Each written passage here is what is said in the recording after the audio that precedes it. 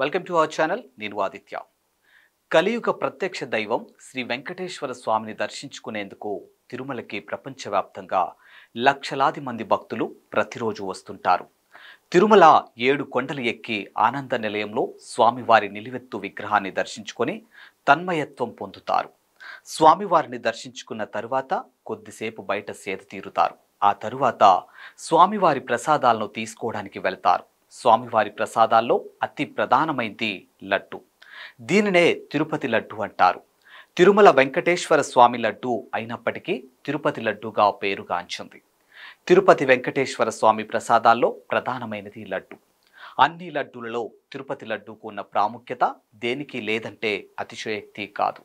అందుకు కారణం తిరుపతి లడ్డూకి ఉన్నటువంటి రుచి, సువాసన ప్రపంచంలోని ఏ లడ్డూకు ఉండదు.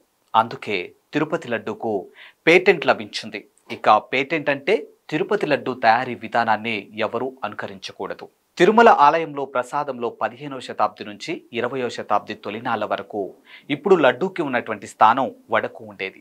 గతంలో శ్రీవారికి సంధి నివేదనలు ఖరారు చేశారు. ఆ సమయంలోనే భక్తులకు ప్రసాదాలు పంచేవారు. అప్పట్లో కొండ మీద భోజన సదుపాయాలు ఉండేవి కావు కాబట్టి ఈ ప్రసాదాలే భక్తులు ఆకలి తీర్చేవి. తరువాత ఈస్ట్ ఇండియా కంపెనీ ఆధ్వర్యంలో మహంతులు తిరుమల ఆలయ నిర్వహణ చూసే రోజుల్లో 19వ శతాబ్ది మధ్య భాగంలో తీపి బూందీ ప్రవేశపెట్టారు. ఇక 1940 నాటికి అదే లడ్డూగా మారింది. క్రమేపీ వడస్థానాన్ని లడ్డూ ఆక్రమించింది. ఆ తరువాత తిరుపతి లడ్డూగా మారింది. తిరుపతి లడ్డీ తయారీ కోసం ప్రత్యేకమైన పద్ధతులను పాటిస్తారు. ఈ ప్రసాదం తయారీ కోసం స్వచ్ఛమైన శనగపిండి, పటిక బెల్లం, నెయ్యి, ఎండు ద్రాక్ష, యాలుకలు, జీడిపప్పు, కర్పూరం మొదలైన పదార్థాలు ఉపయోగిస్తారు. తిరుమల లడ్డూలో 3 రకాల లడ్డూలు ఉంటాయి. వాటిలో ఆస్థానం లడ్డు ఒకటి. ఆస్థానం లడ్డూను ప్రత్యేక ఉత్సవాల సందర్భంగా తయారు చేసి ఆలయ గౌరవ అతిథులకు మాత్రమే ఇస్తారు. దీని బరువు 750 గ్రాములు ఉంటుంది. దీన్ని దిట్టంలో ఖరారు చేసిన మోతాదు కన్నా ఎక్కువ నెయ్యి, ముంతమామిడి పప్పు, కుంకుమ పువ్వుతో ప్రత్యేకంగాను తయారు చేస్తారు. వాటిని ప్రత్యేక ఉత్సవాల సందర్భంగా మాత్రమే తయారు చేస్తారు. ప్రత్యేక అతిథులకు మాత్రమే వీటిని అందజేస్తారు. రెండోది కళ్యాణోత్సవ లడ్డు. కళ్యాణోత్సవం అర్జిత సేవలో పాల్గొనే గృహస్థులకు, భక్తులకు కళ్యాణోత్సవ లడ్డూలను ప్రసాదంగా అందిస్తారు. ఇక మిగిలింది ప్రోక్తం లడ్డు. దీనినే సాధారణ దర్శనానికి వచ్చే భక్తులకు అందజేస్తారు. అదే తిరుపతి లడ్డు ప్రసాదం. శ్రీవారి ఆలయంలో లడ్డూల తయారీకి వాడాల్సినటువంటి సరుకుల మోతాలను దిట్టం అంటారు. దీనిని తొలిసారిగా తిరుమల తిరుపతి దేవస్థాన పాలక మండలి 1950లో నిర్ణయించింది. పెరుగుతున్న భక్తులకు అనుగుణంగా దిట్టాన్ని పెంచుతూ వచ్చారు. ప్రస్తుతం 2001లో సవరించిన దిట్టాన్ని అనుసరిస్తూ ఉన్నారు. దీనినే పడితరం దిట్టా స్కేలు అని కూడా పిలుస్తూ ఉంటారు. ఇక పడి అంటే 51 వస్తువులు. పడికి కావలసినటువంటి వస్తువులు దిట్టం ఉంటుంది. ఆ ప్రకారం ఉగ్రాణం నుంచి వస్తువులు ఇస్తారు. దీని ప్రకారం 5100 లడ్డూలు మాత్రమే తయారు చేయడానికి ఇన్నేసి కిలోల ప్రకారం దిట్టాన్ని అనుసరిస్తారు. ఇక 1940 ప్రాంతంలో కళ్యాణోత్సవాలు మొదలైనప్పుడు మనం ఇప్పుడు చూసే లడ్డూ తయారీ మొదలైంది. దీన్ని తయారు చేయడానికి ప్రత్యేక పద్ధతి అంటూ ఒకటి ఉంది. లడ్డూ తయారు చేయడానికి వాడే సరుకులు మొత్తాన్ని దిట్టం అని పిలుస్తారు.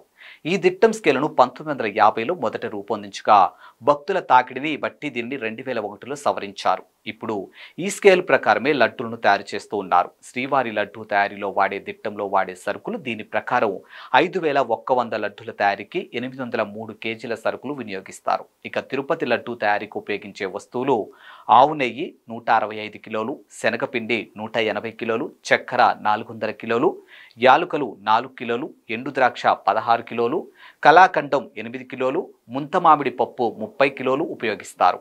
ఈ మిశ్రమంతో సుమారు 5100 లడ్డూల వరకు తయారవుతాయి. ఇక శ్రీవారి ఆలయం ఆగ్నేయ దిక్కులో ఉన్నటువంటి వంటశాలలో సుమారు 15,000 వరకు లడ్డూలు తయారవుతాయి. తొలి రోజుల్లో లడ్డూలను కట్టెల పొయ్యి మీదే తయారు చేసేవారు. అయితే భక్తుల రద్దీని దృష్టిలో ఉంచుకొని ఆధునిక యంత్రాలను ప్రవేశపెట్టారు.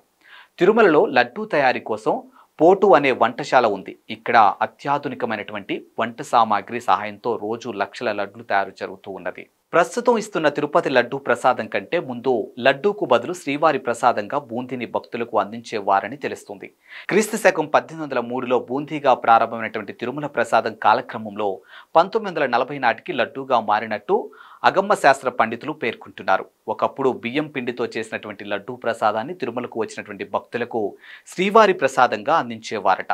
బియ్యం పిండి బెల్లం కలిపి కట్టినటువంటి ఈ లడ్డూలను మనోహారాలని పిలిచేవారు. దాంతో 1940ని ప్రామాణికంగా తీసుకుంటే లడ్డూ వయసు 100 ఏళ్ల లోపే అవుతుంది. కానీ పల్లవ రాజుల కాలం నాటి నుంచి శ్రీవారి ప్రసాదాన్ని అందిస్తున్నట్లు చారిత్రక ఆధారాలు సైతం ఉన్నాయి. మరోవైపు విజయనగరం సామ్రాజ్యానికి చెందినటువంటి రెండో దేవరాయలు కాలం నాటి నుంచి స్వామివారి దేవాలయంలో ప్రసాదాలు అందిస్తున్నట్లు పలు ఆధారాలు సైతం లభ్యమవుతూ ఉన్నాయి. ఇక తిరుమల శ్రీవారి ప్రసాదంగా లడ్డూ పంపిణీ సుమారు 300 ఏళ్ల కిందట ప్రారంభమైందని ప్రచారంలో ఉంది. ఇక 1715 ఆగస్టు 2వ తేదీన తొలిసారిగా లడ్డూను తిరుమల ప్రసాదంగా భక్తులకు అందించారని తెలుస్తుంది. 2010 వరకు రోజుకు 1,00,000 వరకు లడ్డూను తయారు చేసేవారు. ఆ తర్వాత భక్తుల రద్దీ విపరీతంగా పెరిగింది. దీంతో భక్తుల రద్దీని దృష్టిలో పెట్టుకుని ప్రతిరోజు 3,20,000 లడ్డూలను తయారు చేస్తూ ఉన్నారు.